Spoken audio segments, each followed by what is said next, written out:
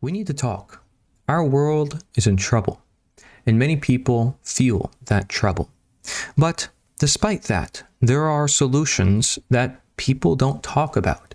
And this within itself you can call a dilemma, but that's not what I'm talking about when I say this is the dilemma. In fact, it is one to know the truth or know the problems of the world, and another to know of the solutions and then how to carry those solutions out.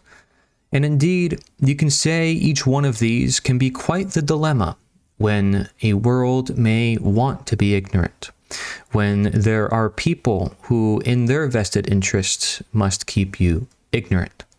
And people of all sorts are being suppressed in all sorts of ways.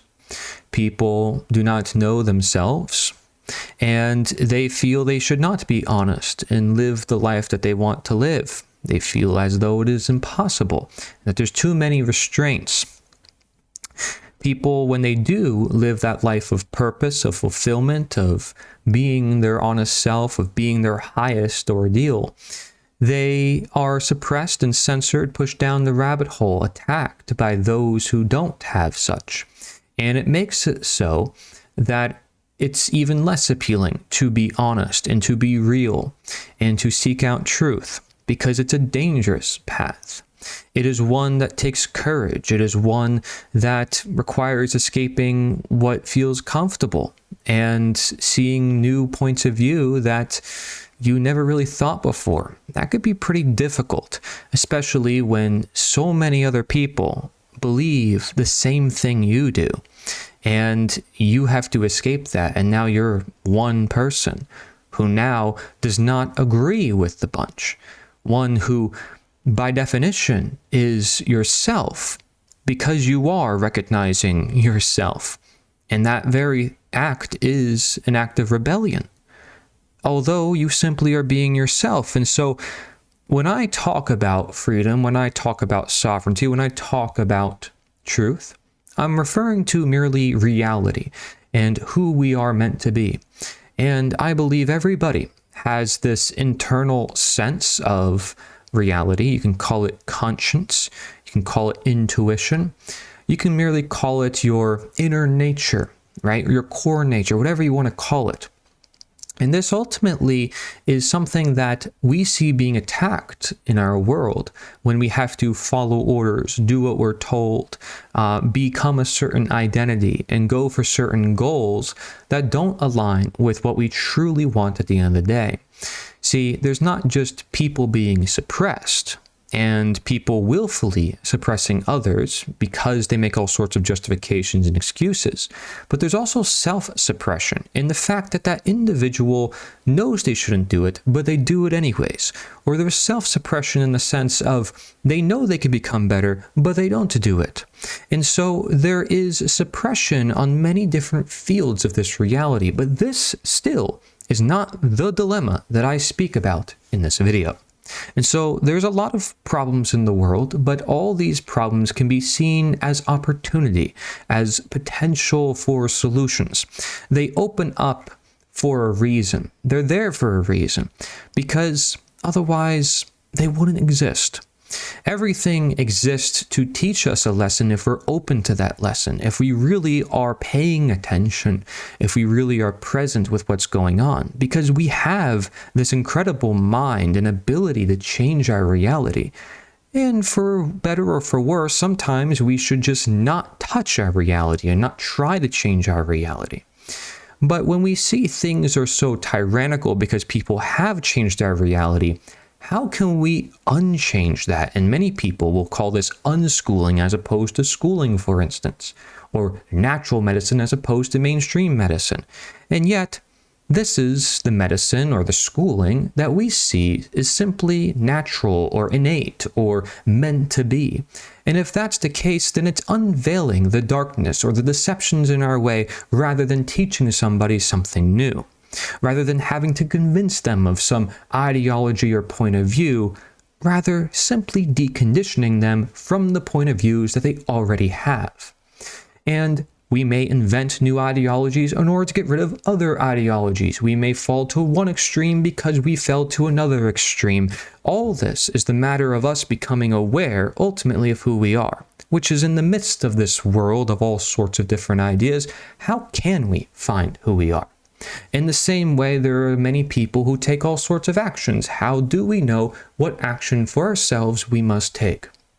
You can call this a dilemma, but this is merely the discipline of life. This is not the dilemma that I'm speaking of. So you say, Corey, what then is the dilemma that you're talking about? Well, before I get there, it's going to delay you more. My channel, okay, and I'm going to call this an other dilemma, gets a lot of views, I would say, to make me happy, at least content with the fact that, hey, I've made progress and I've talked to people that I never would have expected I've talked to, right? Mike Adams and all these other great researchers, people who have been doing work for many, many years, people who are making innovations and new products and AI and all sorts of things. And it's like, whoa, what's going on here, right? And as a kid growing up and listening to them, it inspired me a lot. And as you can see, this video is going to go on quite a bit because I'm quite in my rant mode right now. But my channel, having hour-long videos, 2-hour-long videos, 24-hour-long videos, or whatever it is not going to attract everybody. And as I just mentioned before, truth by its nature is not going to attract everybody. It's going to hit people at the right time, at the right place, say 9/11 or a stock market crash or whatever it is that gets people to finally open their eyes to what's going on. There's all sorts of events in history that do this, and then the people who do come to understand this are like, well, how come everybody else is still asleep? And then they have to convince people of something that happened in the past. Although I might argue that we have to look at the ever-present. And then if we do that, we might be called religious, right? Because all we tend to do is attach to new ideologies and attach to new worldviews. And on my channel, I'm not trying to do that. I am simply trying to unveil deceptions and help you be yourself. I can only help you so much in that process, but there is a point in which you must go on your own. And that is what I've been warning on my channel is I'm here to help you think. Don't worship me. Don't watch my videos if you understand my message at large. In fact, you may even start producing your own because you're no longer a consumer. You're no longer just somebody watching the video. And I appreciate you if you are supporting my work. But as you may have noticed, I started a TikTok account with the @ Corey Edmond. Sound like a boomer describing it because let's be honest, I kind of am. I like the old-fashioned style of making old videos and interviews and such, but that's not what this generation typically watches. Now, I'm still myself, okay? But I figured to do a little bit of experimentation, as I usually do in my channel. If you look through the years, I've done a lot of that, and I find it fun. So I always have done this work because of my passion, because of my fun, so I decided to make this TikTok account. And, this is what I like to do. Podcasts won't cut. Even if, let's say, I got millions of views, we really have to think about, what are we trying to put out in the world and what audience are we reaching? There's many people who already get millions of views in the truth sphere, but things need to shift quite a bit more than just merely getting views online. This is hinting toward the dilemma that I'm talking about. But the fact that my channel has not gotten a lot of views, despite producing documentaries and all sorts of edited videos, many people will say, Corey, you got to make a whole new channel. Corey, you're being, shadow blocked and all that stuff. And I'm like, well, I don't know. I built this up after so many years. I don't really want to give it up. So this TikTok is my way of bridging to new communities, to trying to open up to more of the mainstream. And I'm using AI to do it. And I'm being very honest with it. I have not used AI on my channel at all. And I mean at all. And I will continue not to use it on my channel. That is Corey Nature is the Answer. But I am starting to use it for TikTok and other means to spread the word, because that is what it's good at doing, is condensing information. I literally fed it like all 9 of my books, right? Or however much I have at this point.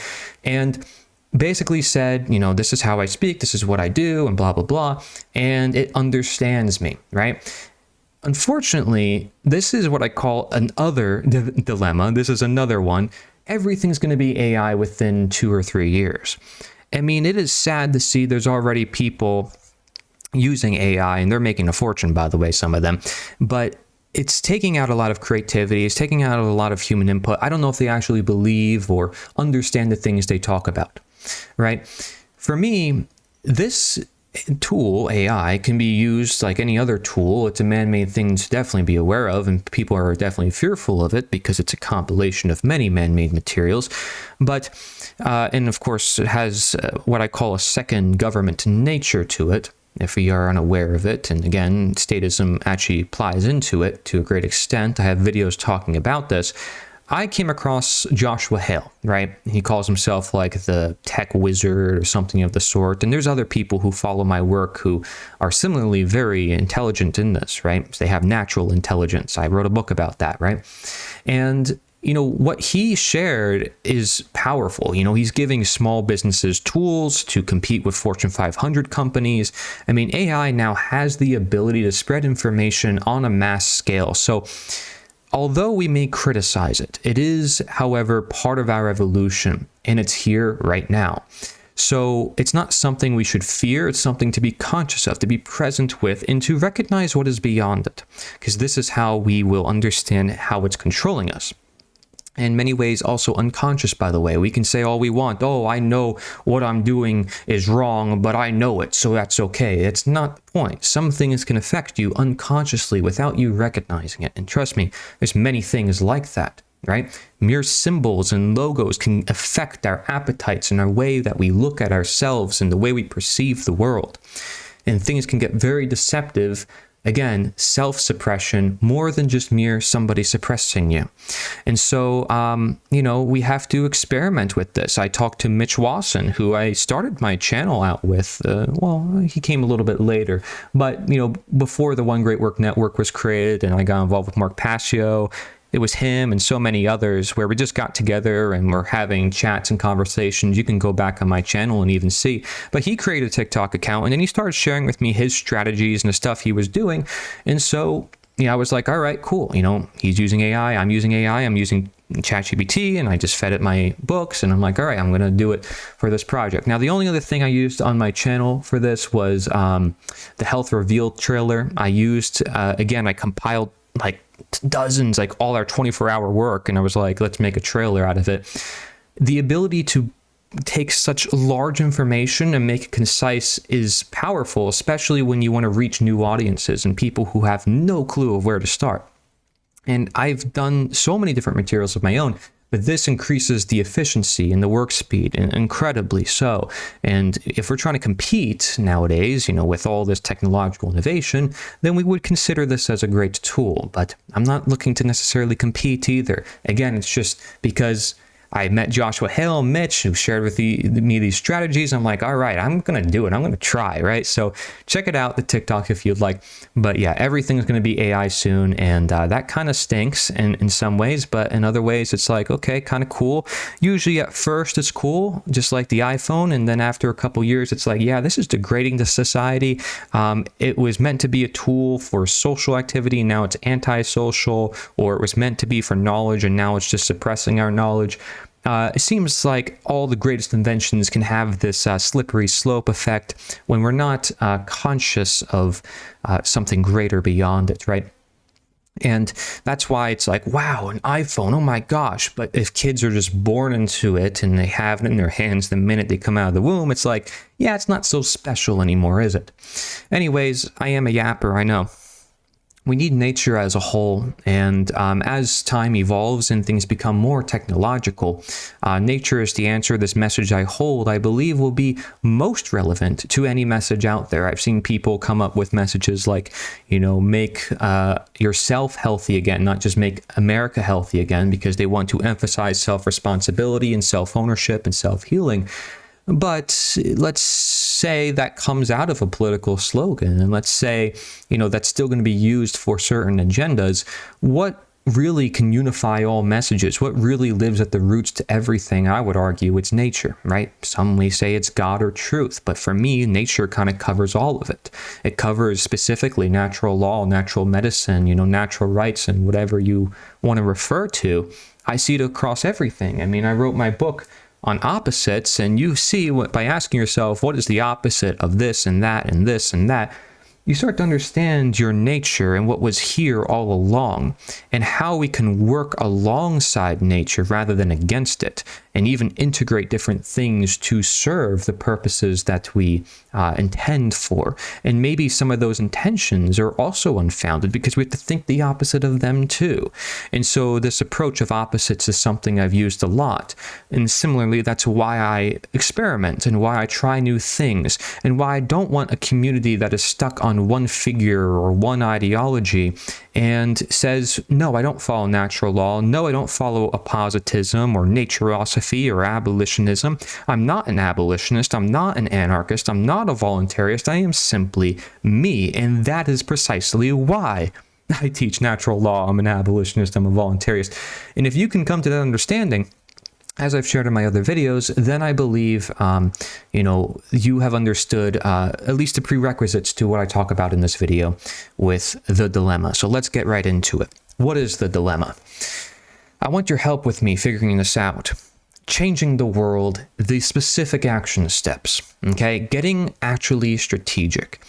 And what I mean by that is more so, is there sacrifice involved? Is there big change involved?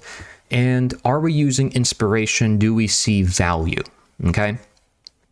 Sacrifice is a hard thing because somebody with a lot of influence right now, millions of followers, and I know some of them, can change the world, I believe, overnight or within a week if they truly wanted to. But they know too that if they were to take those steps of sacrifice, they'd put their life in danger, and which is why you see some historic figures get killed. But in that process, create great change. And Jesus and the story of Christ and Christianity is essentially kind of on that basis of sacrifice for great change. And not saying that some people should be worshipped because of it. But look at the ideas they shared. Look at what they were doing. And this is the key because, of course, we don't want to make new idols and new things to worship. We want to understand, okay, how do we actually change the world? And what if sacrifice is one of the most powerful steps to do it? And if that is the case, boy, oh boy, how willing are we to do it? And like I said, I can have millions of views. It doesn't matter. Many people do. So I reach up to their point to do what I'm saying should be done, which is a sacrifice. Okay. Right? I guess I'll just have to do it myself. Still put my life at risk. But, what big change is really necessary here? Are we looking at just like changing our local community, some town, or are we looking at like a global transformation that can really change things?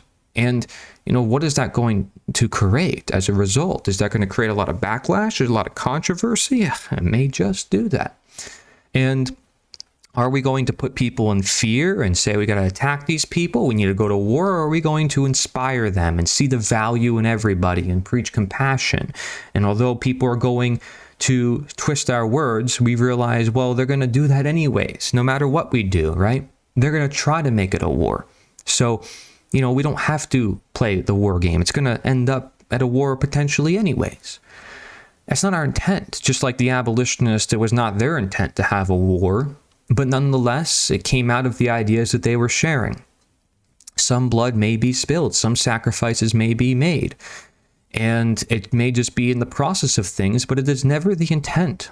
I don't think any content creator should go out there and say, yes, we must be upholding self-defense on a mass scale, necessarily. But we can get more specific with it.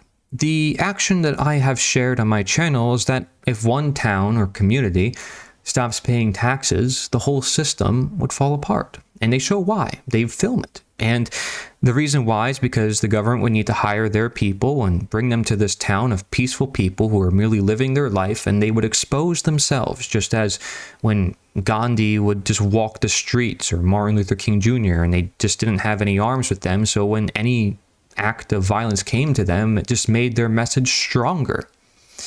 right? This is an act of courage and it's an act of sacrifice. These families, this neighborhood. And like I said, any influencer can cause this overnight or within a week. Is this considered as an action step, or is this considered radical? At what point will sacrifice become necessary? We talk about all the problems in the world. We talk about how there's all these fears and all these problems that we don't know how to address. It's like the world's becoming more enslaved and people, World War III and zombies and blah, blah, blah.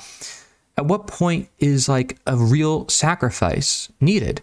Like, wouldn't we rather sacrifice with intent rather than force? Right? Where we get to the point where it's like we have no choice but to sacrifice ourselves. Wouldn't it be better to do it in advance to save more lives? This is a dangerous message. This is a hard message. This is a hard thing to talk about because it edges on the idea of, you know, some people getting weird ideas from it, saying, I got to be this victorious activist who goes out on the streets and looks all morally imperative. Like, I'm not trying to create that. I'm not trying to emphasize that. What I'm trying to say is, can people just live their lives and just be courageous to do so on a mass scale? And can an influencer merely do that and say that, you know, and encourage actual action steps in their followers? Like, how come, you know, Joe Rogan, Tucker Carlson, and who else? I mean, literally everyone under the sun who says there's problems in the world and details that problem every day, all day. Why can't they mobilize their followers, gather rallies, do what the politicians do, but for the actual people, of the people, by the people, which they say is what America is all about anyways, right? And of course, America has this potential more than maybe other parts of the world, but other parts of the world seem also very active because they're always changing and there's things that they have to pay attention to, and maybe they're growing food and they're more self-sustainable. There's a lot of different, you know, variables in here. And maybe if we all grew food and we all started to build up our local infrastructure, it'd be easier to overcome the federal government and all the bigger problems of our world. Sure, right? There's always that potential, but like, do we focus on ourselves? Do we just, you know, try to better our own lives and do our own thing because that is quite comfortable? Or do we look at like the big picture of, I can change the world. I have it in my power. One person in history before has done it, so I can clearly do it. It doesn't require authority to do it necessarily. People may look up to you and start applying that authority mindset to you, but you don't have to accept that, and you can teach them not to worship you. Now, there's been people in history who have done that, and other people have tried to twist their words so that way they do get worshipped. But the point being is that we have to remind people not to worship others and to simply be themselves and to be individuals, but also see, you can say, the collective, the common good, in the sense of the common man, the golden rule, you know, the reciprocity between one another. You know, there's this yin and this yang, and this is all these forces coming together. Is so much value in all of it. So I'm not saying we don't detail the problems, but I'm saying, why aren't we detailing solutions? You know, are we building up an audience to the point of others? You know, on my channel, is that the point of what I'm trying to do? Am I trying to just be another one of the talking heads? No, you know. I believe if I can get a lot of followers, I'm going to do the very thing that I criticize these other influencers aren't doing. Because if they're not going to do it, who's going to do it? At what point will sacrifice become necessary? So that makes me sound kind of radical, kind of dangerous. But again, I open this conversation. Is there another way out? You know, Jim Gale talks about growing food, and if everybody did that, they become inspired. It's very similar because he's not paying taxes. He's already taking the action step that I'm talking about. Brave of him to do that, right? But if you have people doing it publicly all together at once, that really shatters the whole system, okay? So, you know, props to Jim for doing it in advance. I'm sure there's other people as well. Right? There's many facets to this. People are waiting for things to go down. They either hide or do something oppressive. But many people are just not given action steps in independent media, right? It's like, I got to prepare for the collapse. I got to buy all the survival buckets. Oh, I got to make sure I'm armed. I know how to fight. This is not the way we free humanity. This is only thinking about ourselves, right? So, the independent media, these content creators are not giving specific actions like you got to grow food, get together with other people, learn how to do events, all the things I'm trying to do right now, which, by the way, are pretty difficult because most of these content creators are not promoting it. I'm like the only one, aside from maybe Jim Gale and Derek Bros and John Bush, right? Now, there is some of it from Mark Pasio and Larkin Rose because they're teaching others how to talk to others, or they're teaching others how to use technology. And they're saying we need to create this on a mass scale. So there is more action there. But the fact that I can only name, like, on my hand, that many people, it's not really a good thing, right? There has to be a lot more people sharing this, but it doesn't mean there has to be more content creators. Really, it's about getting strategic. Can you reach out to certain content creators? Can they come to that realization? Or is there no hope for them and we have to do it ourselves, right? See, the elite's agenda could relate to this in the survival of the fittest. You got to hide. You got to do something oppressive, right? And it's like a parallel effect, waiting for things to go down, waiting for certain things to happen, looking externally at people, using them as an excuse for your own behavior. Like, no, don't live like that, right? Don't live like the elites without recognizing that you are. Because in many ways, the people in the independent media are parroting the very people they attack. When I say that, it's because they say, look, there's this whole world of sheeple, and they're just doing what they're told, so I gotta take control of my own life and do my own thing, right? These people, they're worthless because of that. Right? There's a sense of lacking value in them, seeing that we should not inspire them. And so we give them an excuse to be controlled, despite getting to the point ourselves where we say we should not be controlled ourselves. So we shouldn't dehumanize our fellow men, whether calling them NPCs or an elite or a conspiracy theorist. These are all just labels that devalue human beings. Do we really want to be the news when the world collapses? Do we need Mike Adams talking about all the latest news of how the collapse is going and who's going to fix it? Or can he himself take the action steps to fix it? And again, who's holding him accountable? And who is going to be the influencers that come together and say, we actually have to rebuild this system and we can do it right now. We don't have to wait.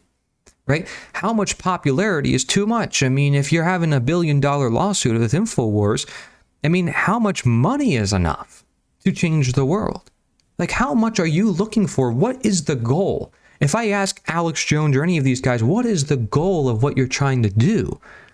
Do they really know how to respond to that? It's to free humanity. Well, what are you doing? Selling supplements? Selling shirts? Getting people to be more angry, fearful? Again, hide or do something oppressive? I'm not asking anybody to do that. I simply want people to live their lives, but they have to organize with others. There has to be a movement. There has to be organization. There has to be an all-at-once action. This is the way at least I see it, right? So the majority play the political game. They're like, this is the only way we change the world. The other majority does nothing, and they don't care at all. They just let things be. And then, there's the Jim Gale and the Derek Bros and the me of this world who are like, we got to exit this game entirely. And we have to willfully exit, which means we don't just do nothing and ignore it. We willfully exit it, and we willfully ignore it. And so if you look at the audience of independent media, just look at the comment sections. How many people are saying, we want action. What do we do, Mike? How do we change this? We got to change it right now. And yet they have no action steps. Millions of people. I can talk to anybody on the street and guarantee you somebody there sees that there's problems in the world or that the world needs to be better. And if I ask them, how do we do that? They have no clue. The only option they give me is politics, right? They have no other clue of what to do. They don't see that the influencers have more power than the politicians. They don't see that education, moral power, as Aidan Ballou talks about, is more powerful than political power. And so sometimes these problems dawn on me. I had a conversation with different people, and They share about all sorts of crazy technology and things that the elites and people are doing. Let's be honest, when we say elites, we mean order followers. And it dawns on me, and it gets me very passionate, and a sense like that Mark Pastio comes out of me, that anger, right?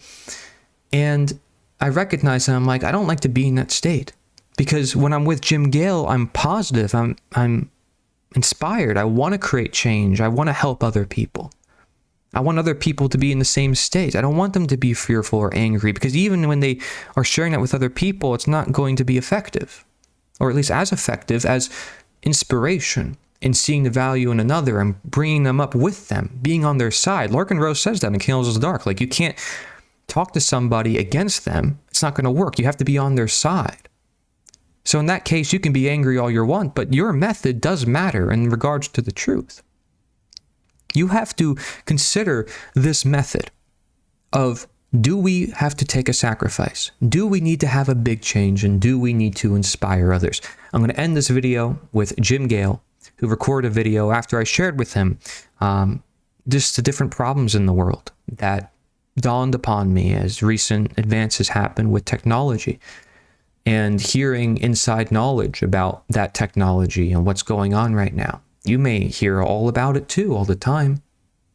But what about inspiring people to create action right now? Do you believe that we can't do it? Do you honestly believe that there's no way, and that we just have to focus on ourselves? We just got to keep doing what we're doing, and we just got to become a bigger content creator? No. I believe we have all the resources right now to change the world. And if you don't believe that, that's a serious disagreement between you and me, first of all. But tell me then, what is the alternative? What do we do? Okay? And I'm not, again, if it's convincing people of a certain ideology, I'm not for it, because that's just programming people. Now you can say, oh, there's steps to free people. Well, what are those steps? Tell me, break it down, and share how are you going to share then those steps, right? The steps to the steps.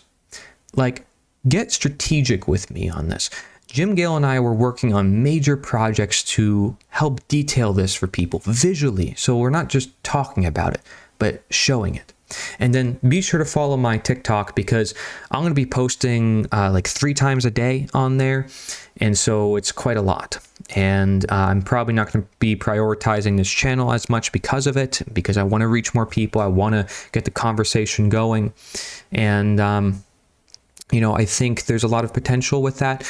But yes, if you also haven't heard my Arts and Books of Opposites, you can check that out. Thank you everybody for watching. I know this was a longer video, but it's something that has been in my mind for a long time. It's a major dilemma, which, you know, is, again, it's a hard topic. Like, you know, is there going to be blood involved with this? Is there going to be, you know, big issues that happen on the path toward solutions? Just happen naturally, and that we just have to face, that we don't have to, you know, fear, and that keeps us from evolving, but that we just have to go with it and trust the process. Like, can we have trust? Can we have faith? And is that going to come from religion? Maybe, because religion could help us with that.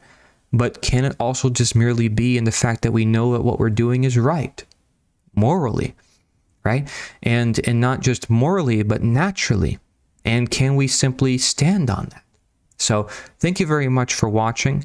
I'm still going to be producing my usual content here on this channel. So nothing's going to change. It's not going to be AI, right?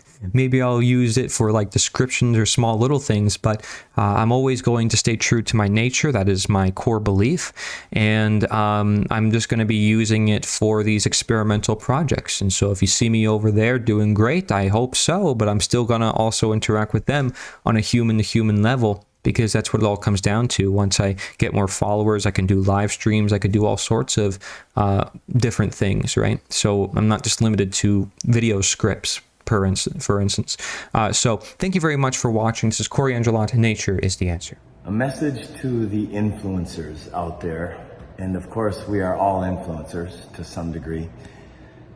I had a good chat with my friend Corey last night, and he had a long chat with a very famous and wonderful doctor who knows what's going on at the deepest levels And he called me after the chat in tears, and he said, Jim, man, I'm terrified. He said, I know you know what's going on, but the difference is when I get done talking to you, even though it's the same basic information, I feel good. I don't feel terrified. And so this message to all the influencers is, what are you leaving people with? What energy are you leaving people with? Yes, I know that the world is controlled by evil and that psychopaths are destroying our resources, and that on this current path, we won't have much of a life left, right? With the bee colony collapse and all that stuff. The thing is, we're more than this anyway, and we are in the Great Awakening, right? So my suggestion to you influencers is to tell all of the things that you want to tell, help wake people up with the truth of what's happening, but leave them with something that they can do about it. If you leave them feeling more scared, more fearful, more anxious than inspired, then you are part of the opposition, right? Not intentionally, but it's all about energy, frequency, and vibration. It's about rising our energy, frequency, and vibration from fear to presence and love, and focusing on solutions is the way to do that.